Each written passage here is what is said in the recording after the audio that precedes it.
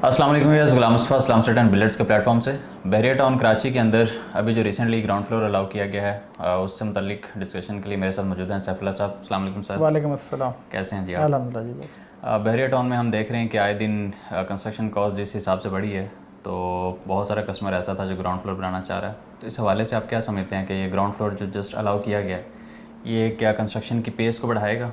और second question मेरा आपसे ये है कि ये पेस के साथ साथ इसके ऊपर कंस्ट्रक्शन की टोटल कॉस्ट के हवाले से हमारे पास बहुत सारे क्वेश्चंस आ रहे हैं, तो इसको काइंडली डिफाइन कीजिए। ये बहुत अच्छी अपॉर्चुनिटी दी है बहरिया ने। अभी अगर हम कैलकुलेशन करते हैं ना, अगर मैं कॉस्ट की तरफ आता हूँ तो जितना पैसों का 2 बेड अपार्टमेंट मिलता है ऑलमोस्ट प्लस माइनस इसी अमाउंट में आपको अपनी छत मिल जाती है, अपनी लैंड मिल जाती है, और वो भी 125 स्क्वायर यार्ड। और इसमें भी फिर वही दोबारा अगेन दूसरी ऑप्शन इसमें हुई कि आज अगर आपकी रिक्वायरमेंट सिंगल फ्लोर है तो सेकंड फ्लोर के आपके पास ऑप्शन है, जब मर्जी वो भी बना लें। तो अपार्टमेंट लेते हैं तो उसमें ये ऑप्शन नहीं होती। सेकंडली ये कि बने बनाए अपार्टमेंट की तरफ जाते हैं तो वो आपको फुल पेमेंट करनी पड़ती है। यहाँ आप इंस्टॉलमेंट पे भी इसको बना लेते हैं, तो बिल्कुल ये कंस्ट्रक्शन की पेस को भी बढ़ाएगा। रीज़न ये है कि आप की जो मार्केट होती है उसमें आपको हर तरह के क्लाइंट जो है आपको अटेंड करना होता है, और हर तरह की क्लाइंट की जो रिक्वायरमेंट है उसको पूरा करना होता है। तो सिंगल फ्लोर वाले क्लाइंट की जो रेशो है वो थोड़ी नहीं, वो अच्छी खासी रेशो है। और समझे कि जब से बहरिया टाउन ने यहाँ पे कंस्ट्रक्शन को अलाउ किया है पिछले 5-6 साल से, तो तब से ये मोमेंटम वो उसका इस तरह के क्लाइंट का बना हुआ है। तो ये वजह है कि आज जब से सिंगल स्टोरी की बहरिया टाउन ने अप्रूवल दी है तो क्यूरीज बहुत है, बहुत सारे लोग इंटरेस्ट ले रहे हैं, क्योंकि वो उतने लोग वेटिंग में थे कभी इस तरह के ऑप्शन आए तो वो इसमें जंप इन करें। तो इसमें कोई शक नहीं। कॉस्ट वाइज की अगर बात करते हैं तो मैं सिर्फ यही कह सकता हूँ कि आपको 2 बेड अपार्टमेंट जितने पैसों का मिलता है उतने में आपकी कंस्ट्रक्शन हो जाती है। अभी हम हमारे बिल्डर और दोस्त भी और हम भी भरपूर इसके ऊपर कंपेन भी चला रहे हैं, अपने अपने अंदाज से इसकी कंस्ट्रक्शन कॉस्ट भी दे रहे हैं, हम भी इसकी कंस्ट्रक्शन कॉस्ट दे रहे हैं। मैं सिर्फ एक कैलकुलेशन आपको बता देता हूँ कि जो सिंगल स्टोरी की तरफ बनाने जाएंगे तो ऐसा नहीं कि वो एक्चुअली इनफैक्ट 50% ही उसकी कॉस्ट लगेगी जो एक फुल विला बनता है। बिल्कुल ग्राउंड प्लस 1 वाला विला, उसका 50% नहीं होगा, वो कोई 65% प्लस मैंने से उसकी कॉस्ट आके पड़ेगी। रीज़न क्या है? रीज़न ये है कि उसकी जो फाउंडेशन है वो उसी ग्राउंड फ्लोर के साथ बननी उसको छोड़ नहीं सकते, या ये नहीं कर सकते कि उसको पार्शल बना लें। फिर उसके बाद आपका बाउंड्री वाल है, गेट है, मेन सीवर लाइन है, मेन केबल है जो मेन मीटर से अंदर आती है। तो इस तरह की वो कुछ ऐसी चीज़ें, फिर जो ओपन एरिया छोड़ा जाता है उसकी सारी फ्लोरिंग है, उसके नीचे सारी इलेक्ट्रिफिकेशन है। फिर एट द सेम टाइम अगर जो ड्राइंग बनाते हैं, जो आर्किटेक्ट लोग हैं जो उसको समझते हैं, या जो SOPs और बायलाज को समझते हैं, तो जो फर्स्ट फ्लोर होता है वो नॉर्मली ग्राउंड फ्लोर का 80% होता है। ये वजह कि आपने देखा होगा कि फर्स्ट फ्लोर पे जाके टेरेसेस मिलते हैं आपको। वो टेरेसेस इनफैक्ट जो है वो एरिया कम करने की वजह से आपके टेरेसेस निकल आते हैं। को उसकी रिक्वायरमेंट भी है और एक डिज़ाइनिंग में भी लोग उसको करते हैं, लेकिन एट द सेम टाइम ये SOPs में आता है कि सेकंड फ्लोर जो है फर्स्ट फ्लोर सॉरी वो ग्राउंड फ्लोर का ऑलमोस्ट 80%।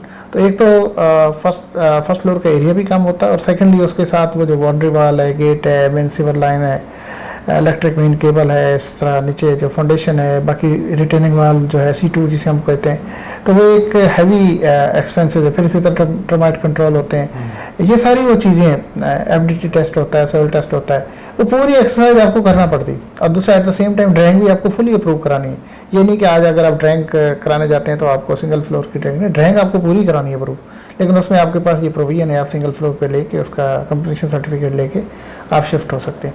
बहरहाल एट द सेम टाइम हमें इस अपॉर्चुनिटी को अवेल भी करना चाहिए, इसको स्टडी भी करना चाहिए, और इसमें कोई शक नहीं कि 2 बेड अपार्टमेंट के प्राइस प्लस माइनस में आपको विला भी मिल जाता है। But at the same time हमारी कैलकुलेशन जो है वो भी जो एक्चुअल है वो होनी चाहिए।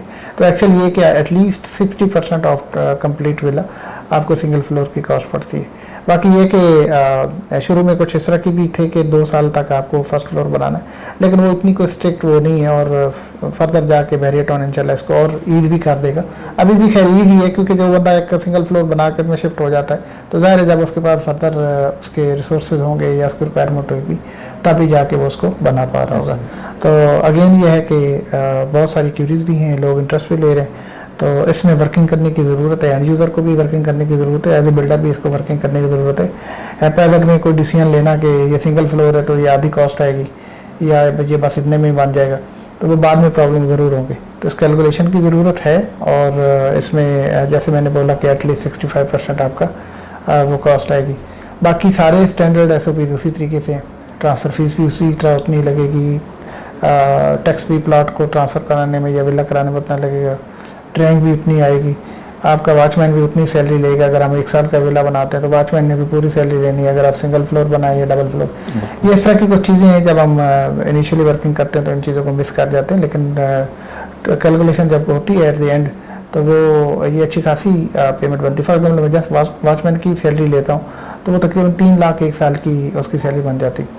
तो इतना टाइट कैलकुलेशन करते हैं। अच्छा, इसमें एडमिन और मार्केटिंग हम कभी भी नहीं लेते नॉर्मली, जितनी भी हम लोग कैंपेन चला रहे होते हैं या देख रहे होते हैं तो उसमें एडमिन और मार्केटिंग की कहीं कंसिडरेशन होती ही नहीं, जबकि एडमिन और मार्केटिंग भी एक विला पे एटलीस्ट कोई 6 से 7 लाख तक बन जाती।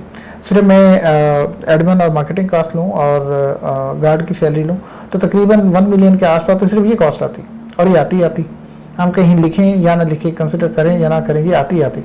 बहरहाल इन शॉर्ट ये है कि एक ज़बरदस्त अपॉर्चुनिटी है, एक ऐसी रिक्वायरमेंट है जो डे फर्स्ट से लोगों की रिक्वायरमेंट है, चूँकि हर तरह की वैरायटी है, हर तरह की जिसे कहते हैं डिमांड है, हर तरह की लोगों की जो है एक्सपेक्टेशन है या उनकी रिक्वायरमेंट है, तो सबको अकोमोडेट करना चाहिए। और वेरिएट ऑन ने एक ज़बरदस्त अपॉर्चुनिटी दी है, हम भी इस पर काम कर रहे हैं, हम भी इंशाल्लाह अपने क्लाइंट्स को ये ऑफ़र भी दे रहे हैं और क्लाइंट्स के लिए भी जो है इसको वर्किंग करने की ज़रूरत है, तो इस अपॉर्चुनिटी को ज़रूर अवेल करना चाहिए। Sir thank you so much.